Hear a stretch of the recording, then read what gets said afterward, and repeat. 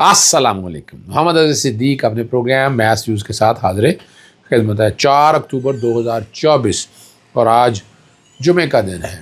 Lahore high court میں بڑی زبردست سماعتیں ہوئیں اور دو بڑی اہم سماعتیں. ایک تو فائلنگ کی بات کر لیں دفعہ 144 کے حوالے سے، وہ پروگرام کے آخر میں بات کروں گا میں.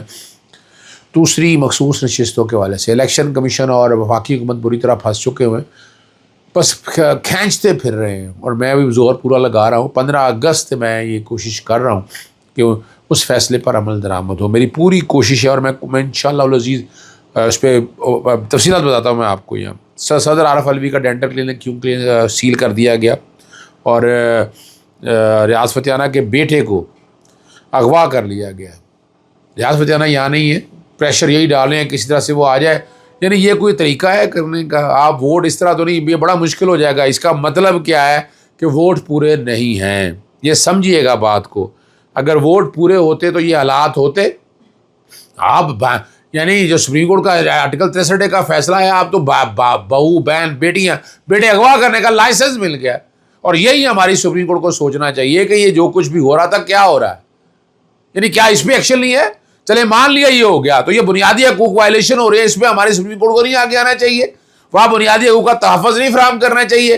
اور میں نے آج لاہور ہائی کورٹ میں جس طرح 11 کانسٹیٹیوشنل وائلیشنز رکھی ہے کورٹ کے سامنے، وہ بھی میں آپ کے سامنے بتاؤں گا.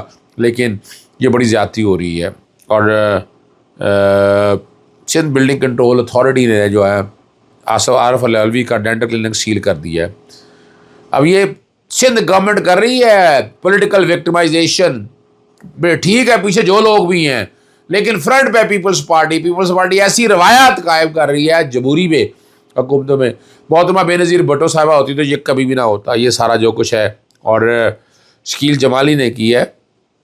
آپ کو پتہ ہے احتجاج پاکستان تحریک انصاف کا چل رہا ہے اور فون سروس معطل ہوگی، انٹرنیٹ بند، سارے راستے بند. میں وہ نہیں کہہ سکتا کہ لاہور سے نکلنے کے حوالے سے کیا مسائل ہے، ایئرپورٹ پہ جانا ہے وہاں کتنی تنگی ہیں. میری جاننے والے دوست ہیں، وہ بتا رہے تھے کہ کسی بڑے خاندان نے عمرے پہ جانا تھا تو ان کو جانے نہیں دیا گیا. یہ بد دعائیں لگے گی تم لوگوں کو. تمہیں نہیں سمجھ میں آ رہی اس بات کی. یاد رکھیے گا یہ پتہ نہیں کس خوش فہمی میں ہیں، یہ لگ رہی ہے بد دعائیں. شریف خاندان کو بھگتنا ہوگا یہ اب ہو رہا ہے. یہ تو ٹوٹل زیادتی بدماشی ہو رہی ہے نا. تو اس میں جو تصویر کے پیچھے بیٹھے ہیں انہیں بھی یہ آخر اثرات تو ہوں گے اس کے. اور خیر الناس من ینفع الناس کے خلاف آپ چلیں گے تو یہ حالات ہوگا. کنٹینر ویلڈ کر دیے گئے، آپ سارا کچھ دیکھ تو رہے ہیں، لیکن ان سے بھی ان کے حالات نہیں چل سکیں گے. بڑا مشکل ہو جائے گا ان کے لیے ان چیزوں کو آگے لے کر چلنا.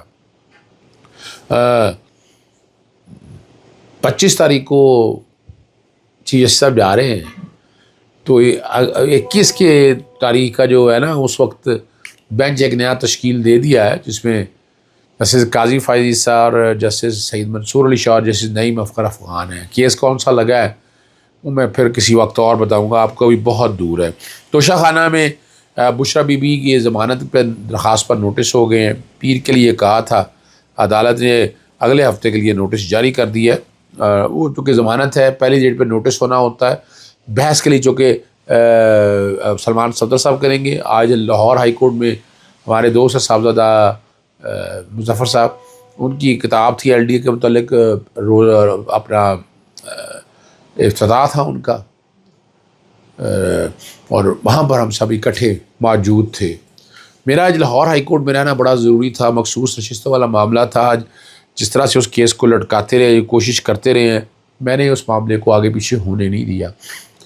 وفاقی کو میں نے جواب داخل کیا، انہوں نے اور کہہ دیا اٹارنی جنرل کا بھی جواب یہی ہے. یعنی اندازہ لگائیں اٹارنی جنرل اور وفاقی حکومت ایک پیج پہ اور الیکشن کمیشن بھی ایک پیج پہ. الیکشن کمیشن نے جواب داخل کیا، جب آرگومنٹ شروع کرنے لگے کیا لگا وہی جو آرگومنٹ ہے ان کے، وہ آرگومنٹ کیا ہیں ذرا وہ سن لیجئے گا جو میں نے پریس سے بریفنگ دیا کہ مخصوص نشستوں پر عمل درآمد اور الیکشن ترمیمی ایکٹ کی غیر آئینی حیثیت پر کیس کی سماعت ہوئی. ایڈیشنل اٹارنی جنرل نے کہا کہ جواب داخل کر دیا وفاقی حکومت نے. وہ جواب اٹارنی جنرل دفتر کا بھی جواب ہے. الیکشن کمیشن نے بھی کہا ہم نے جواب داخل کر دیا ہے. دفتر کے اندر عدالت نے میں نے کہا جی ہمیں تو کاپیاں کوئی ملی نہیں ہے. انہوں نے کہا ریکارڈ کے اوپر آ گیا ہے. ایڈیشنل اٹارنی جنرل نے بتایا کہ سپریم کورٹ میں متفرق درخواست دائر کی ہے کہ فیصلے پر عمل درآمد کے کانٹیکس کے حوالے کے اگر کوئی وضاحت چاہیے تو وہ وضاحت کے حوالے سے درخواست دائر کی ہوئی ہے. میں نے اس پہ کہا کہ میں اس کا کوئی تعلق نہیں ہے اس وضاحت کا, لیکن انہوں نے مختلف پیرے پڑھے. پھر اگلی بات بتائی کہ یہ درخواست قابل سماعت نہیں ہے چونکہ اس میں یہ سیاسی جماعت آ سکتی ہے. اس پر میں نے بتایا کہ گوہر صاحب نے درخواست دائر کی تھی, سپریم کورٹ تو درخواست ہی نہیں لگا رہی ہے. اور یہ والا جو معاملہ ہے یہ ہائی کورٹ سے ختم ہو چکا ہے. 15 اگست کو 19 اور 23 اگست کو لاہور ہائی کورٹ نے 27 کا نوٹس وغیرہ سارا اور جواب طلب کر لیے ہوئے ہیں. اب یہ والی بات رہ نہیں گئی ہے. اور یہی پڑھ دیتا ہوں 12 سپتمبر کی جو وضاحتی آرڈر ہے اس میں لکھا ہوا ہے کہ الیکشن کمیشن جو ہے وہ سپریم کورٹ کے فیصلے کو وائلیٹ کر رہا ہے. جو لسٹیں داخل کر رہی ہیں یہ منسٹریل ایکٹ ہے. پھر میں نے یہ بتایا کہ 11 وائلیشن ہیں جو پارلیمنٹ نے آئینی وائلیشن کی ہیں. اس میں جو ترمیم کی ہے وہ سیکشن 66 میں سیکشن 104 میں ترمیم کی ہے. حالانکہ آئین کے آرٹیکل 51 اور 106 کی تشریح سپریم کورٹ کر چکی ہے. اس کے فیصلے پر عمل درآمد ہر حالت میں ہونا, ناقابل درآمد ہونا, یہ توہین عدالت ہے. میں نے توہین کی پروسیڈنگ شروع کرنے کے حوالے سے نوٹس جاری کیے. اسپیکر کے اسمبلی نے کہا کہ اس فیصلے پر عمل درآمد کیا جائے, مگر الیکشن کمیشن جان بوجھ کر اس پر عمل درآمد نہیں کر رہا.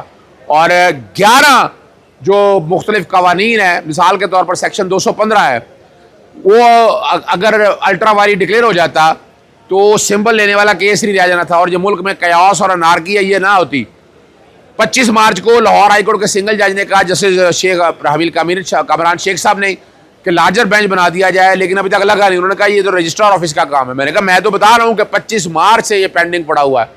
پھر اس کے بعد سیکشن 57 تاریخ دینے کے حوالے سے ترمیم کی پارلیمان نے, یہ آئین کے آرٹیکل 48 اور 105 کی خلاف ورزی تھی. سیکشن 232 میں ترمیم کی, یہ آئین کے آرٹیکل 62(1)(f) کی خلاف ورزی تھی.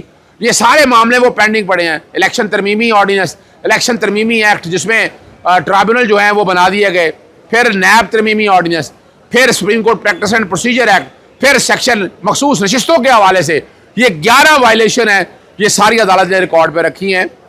اور چونکہ میمو آف پارٹی داخل کر دیا گیا تھا, نوٹس نہیں ہوئے سیاسی جماعتوں کو. آج سیاسی جماعتوں کو نوٹس کر کے ان کو بلا لیا ہے.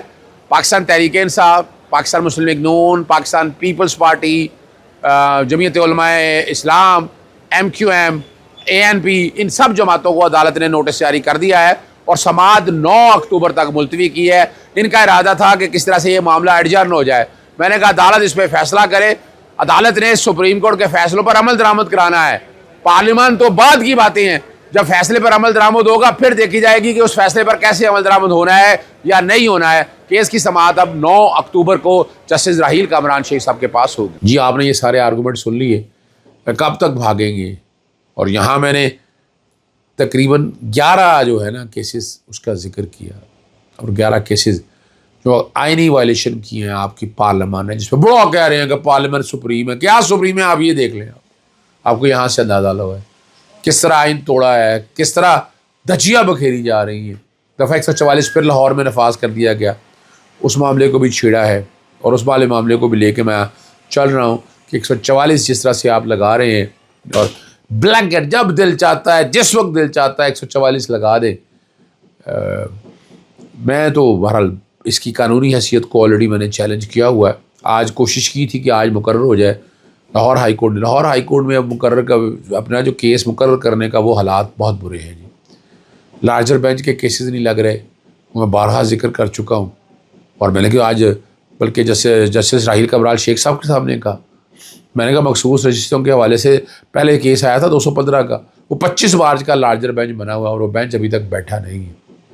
اب یہاں کہ میں تو بٹھا نہیں سکتا لیکن رجسٹرار آفس کو تو بٹھانا ہے. چلیں دفعہ 144 کے حوالے سے جو میں نے جو بات جو اس پہ گزارشات کی ہیں ذرا وہ سن لیجیے.